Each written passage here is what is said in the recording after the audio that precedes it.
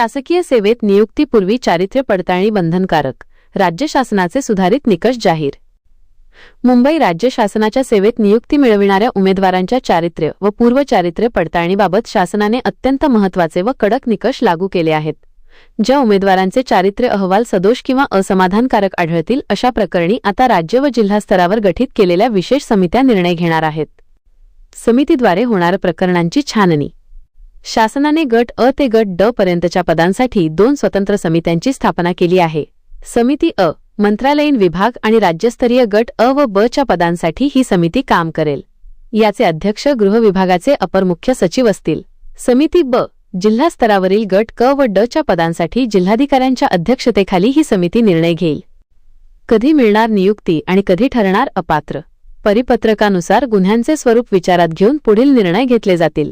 किरकोळ गुन्हे, ज्या गुन्ह्यांमध्ये केवळ 2000 रुपयांपर्यंत दंड किंवा किरकोळ शिक्षा झाली आहे अशा उमेदवारांना नियुक्ती देण्यास हरकत नसावी असे स्पष्ट करण्यात आले आहे।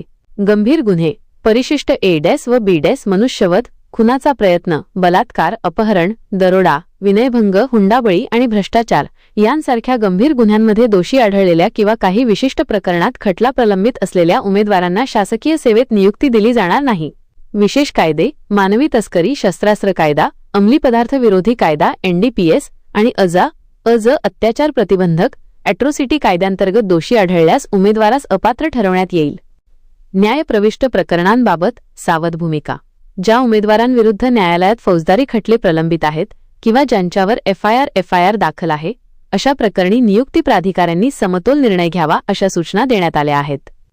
अशा उमेदवारांची नियुक्ती चारित्र्य पडताळणी अहवालाच्या अधीन राहून तात्पुरत्या स्वरूपात करता येईल, परंतु अहवाल प्रतिकूल आल्यास त्यांची सेवा तत्काळ समाप्त केली जाईल। प्रत्येक 3 महिन्यातून एकदा या समित्यांची बैठक घेऊन प्रलंबित प्रकरणांचा आढावा घेण्याचे निर्देशही प्रशासनाने दिले आहेत।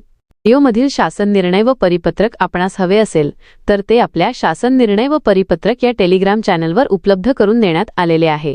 त्या ठिकाणावरून आपण ते डाउनलोड करून घ्यावे।